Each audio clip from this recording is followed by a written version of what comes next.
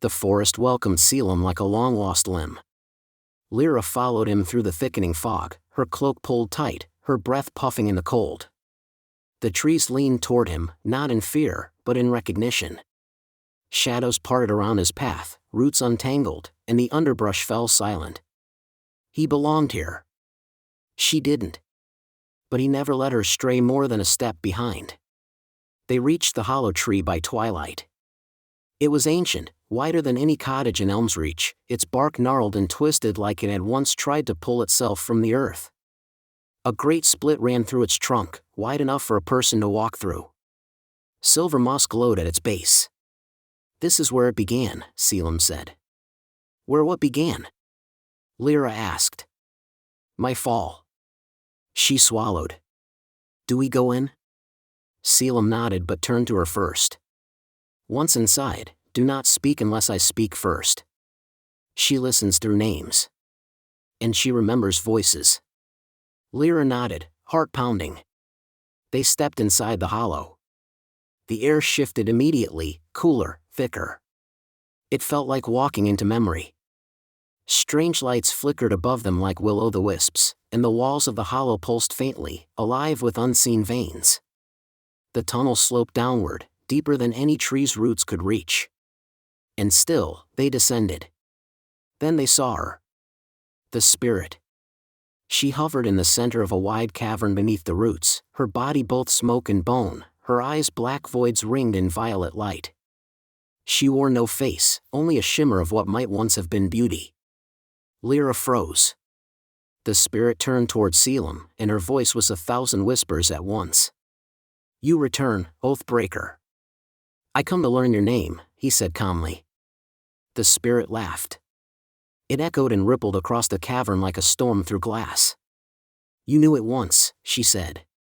"You knew me." Selim stepped closer. "Give me your name, and I will return you to the forest." "Let go of the girl." The spirit's form wavered, almost human for a moment. "Why should I? She is full. Of life. Of warmth. Of possibility. I could wear her like a skin and taste all I've lost." Lyra spoke before she could stop herself. "I'm not yours to take." Selim's hand shot out, but it was too late. The spirit's voice sharpened. "And now I know your voice." She surged forward, wreathed in violet flame. Selim stepped between them, his hand flashing with light. He spoke a word Lyra didn't understand, and a burst of silver radiance flared outward, shattering the spirit's form into scattered mist. But the name, whatever he'd said, had cost him. He staggered. Lyra caught him. "Selim." He pressed a hand to his side. Blood, real blood this time, ran down his robes. He was breaking apart.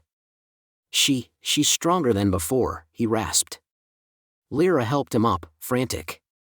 "We need to get you back." No, his eyes found hers. "We need to find her name. Before she finds yours."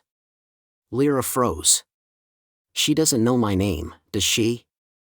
"She will," he said. "Unless we stop her." He reached for her hand, and she took it. The forest above groaned. The veil was thinning.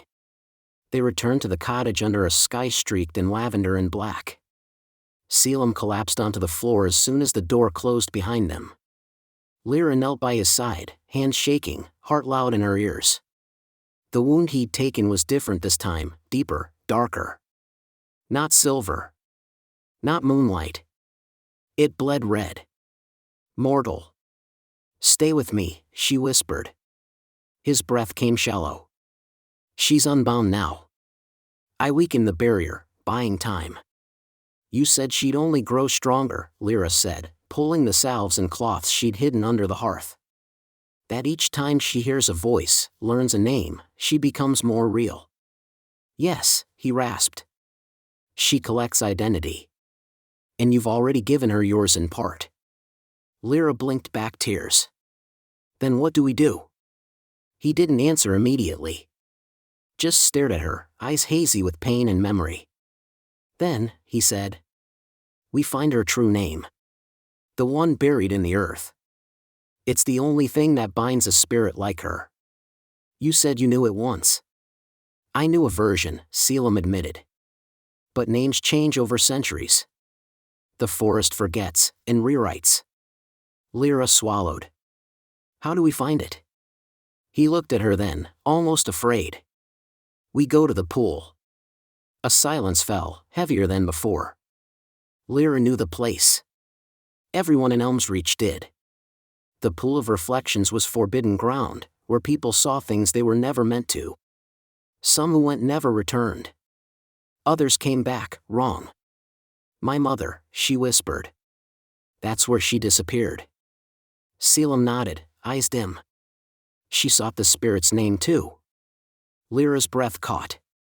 You knew her. I guided her once, before I fell. The storm that had been brewing in Lyra's chest broke open. Why didn't you tell me?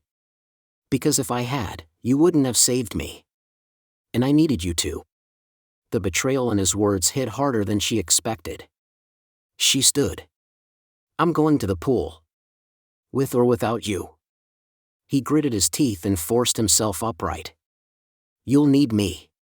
She'll twist what you see. Show you what you want most. I already know what I want, Lyra said. I want her name. I want her gone. And I want the truth. Selim looked at her then with something like awe. You are not like Illyra. No, she said, opening the door to the night. I'm still alive. Later that night, they stood before the Pool of Reflections. It shimmered at the heart of a stone glade, unmoving and silent, as if it held its breath eternally. Moonlight pooled on its surface, and the air smelled of pine and something older, like rain on graves. Lyra stepped to the edge. What do I do? Speak, Selim said. Call for the truth. Lyra knelt, hands shaking, and whispered into the water. Show me her name. At first, there was nothing. Then the surface rippled. A woman rose from the reflection, not from the pool, but from the mirror of it. Her face was not Lyra's mother, not Illyra, not even the spirit they'd seen beneath the tree. It was Lyra herself. But older. Harder. Her eyes were hollow. Her smile cruel. You'll give her everything, the reflection said. Your heart. Your soul. Your name. No, Lyra said. I came for hers. The reflection leaned closer. Then take it. The water flared white, and a name seared itself into Lyra's mind. Myralith. The pool went still. Selim staggered. You saw it? Lyra turned toward him, voice steady despite the fear rising in her. I know her name. And behind them, the forest screamed.